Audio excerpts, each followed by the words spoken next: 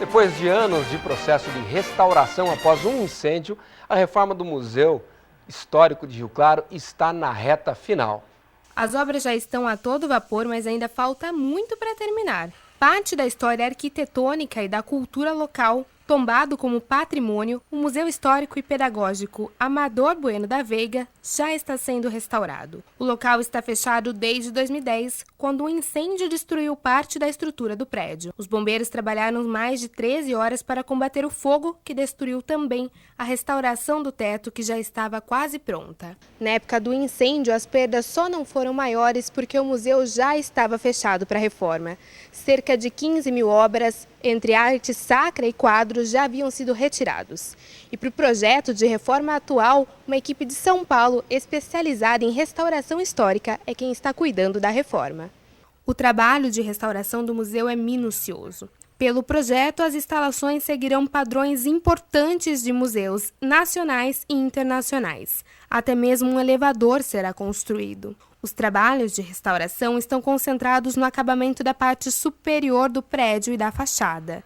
O beiral está recebendo um arremate que, como na construção original, será um dos destaques visuais da estrutura.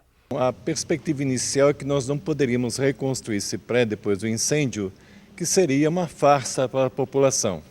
Então, na verdade, como tem acontecido, e a princípio do Ministério da Cultura, recuperamos os prédios danificados com outra característica, suas características externas, marcando a paisagem histórica da cidade, mas internamente com a demonstração cabal e honesta de que houve um incêndio, houve um acidente contra esse patrimônio. Por fora está sendo recuperada a estrutura histórica.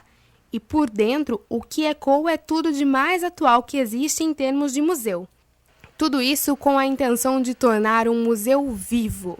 Aqui a parte de cima nós estamos reservando, como se pode perceber, um amplo espaço de exposições, para que não seja um museu com um acervo de séculos e séculos passados, inertes, que não dialoguem com a comunidade. Então esse espaço vai ser aberto para todo tipo de expressões culturais, exposições temáticas, com o acervo que temos, mas que possam ser renovados continuamente. Agora vamos falar de crise hídrica. O nível do sistema Cantareira, responsável pelo abastecimento da região metropolitana de São Paulo, ficou estável hoje com volume de 5,2% da capacidade, depois de 2 altas consecutivas. Desde o começo de fevereiro já choveu sobre esse sistema 54,8 milímetros, bem mais do que o mesmo período de janeiro. Nos outros 4 mananciais administrados pela Sabesp, ocorreram ligeiras elevações: Guarapiranga, Alto Cotia, Rio Grande e Rio Claro. Mas a elevação é modesta e o risco de apagão nas regiões Sudeste e Centro-Oeste subiu de 4,9% em janeiro para 7,3% este mês, a possibilidade de apagão. No Nordeste, o índice está estável, em 1,2%. Os dados foram divulgados pelo Comitê de Monitoramento do Setor Elétrico, grupo técnico do governo que estuda o setor. Este índice pode diminuir um pouco caso seja usada a capacidade total das usinas térmicas.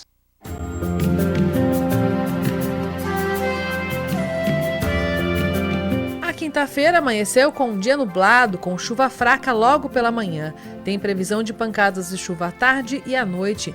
A máxima hoje pode chegar nos 29 graus e a mínima foi de 22. Amanhã, sexta-feira, sol com muitas nuvens durante o dia. Períodos de nublado com chuva a qualquer hora. Máxima de 29, mínima também de 22 graus. No sábado, o sol aparece entre muitas nuvens, podendo chover também à tarde e à noite. A máxima deve ser de 31 e a mínima de 21 graus.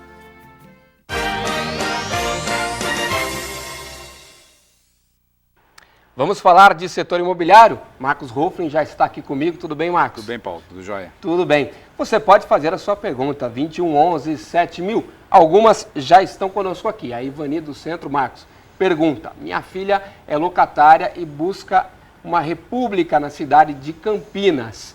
Ela, na verdade, ela disse que se formou e vai sair. Ela já está na república. Pode trocar de locatária, tem que desocupar e devolver o imóvel, ou pode passar para outra pessoa? Isso aí costuma ser delicado, viu, Paulo? Costuma-se sair o inquilino e deixar um estudante. E as cidades hoje estão preparadas, como Rio Claro tem universidade, Campinas também tem. Então, essa mudança de inquilino, usando mudança de estudante como inquilino, como locatário, é comum, é normal. Eu aconselho, Vani, você tirar substituição do nome do inquilino no contrato de locação com a administradora. E se você for a própria fiadora, também mudar. Eu aconselho não deixar o nome, senão desocupa o imóvel, né? Porque, na verdade, se houver algum problema de não pagamento, tudo, não vão querer saber quem mora, e sim quem assinou, é isso? Quem está no contrato, não quer saber quem está morando dentro do imóvel, e sim quem está dentro do contrato, tá? Que ele assinou, fiadores, tá? Então, se não sair, aconselho desocupar o imóvel. É isso aí. Então, agora a Odete, do Jardim Mirassol, pergunta, ela quer financiar um imóvel. Ela deve saber o que fazer em primeiro lugar. Procurar banco, um agente bancário, imobiliária. Qual que é o primeiro passo para ela começar a se informar sobre esses procedimentos? É a Odete, né, Paulo? Odete. Odete, seria interessante, primeiramente, você procurar o banco financiador no qual você vai ter um acesso, ou banco que você tem conta, ou alguma coisa assim, ou o agente financiador. E lá eles vão analisar a sua linha de crédito, o quanto você vai ter de crédito. Aí sim, você procurar alguma imobiliária, algum imóvel, no qual você possa comprar com aquele valor. Vamos dar um exemplo, até vou dar uma dica. De repente, você sai com uma linha de crédito de R$160 mil. Então, eu aconselho você até procurar um imóvel um pouquinho mais acima e mandar uma proposta no que você já tem de valor de crédito. Aí sim, você pode fechar o negócio baseado naquele crédito, naquela linha de crédito que foi analisada no seu nome, né?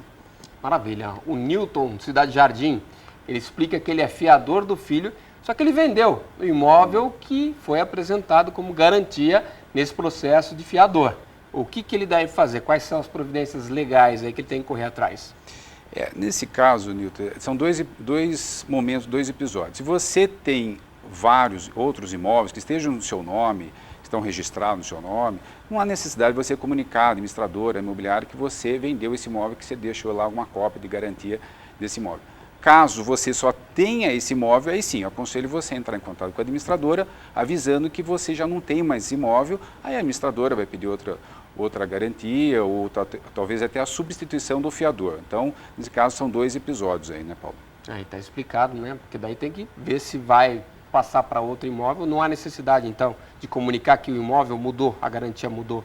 Nesse caso, você acha que não há necessidade? Nesse caso, não tem necessidade se ele tem outros imóveis que serviriam para uma futura garantia, né? Caso seja necessário ele ser acionado como fiador, quando ele está sendo fiador daquele contrato. Então, esse caso, se ele tem outros imóveis, não tem necessidade. Perfeito. A Rosa, do Jardim Itapuã, disse que está alugando uma casa totalmente mobiliada, tem eletrônicos, vários itens.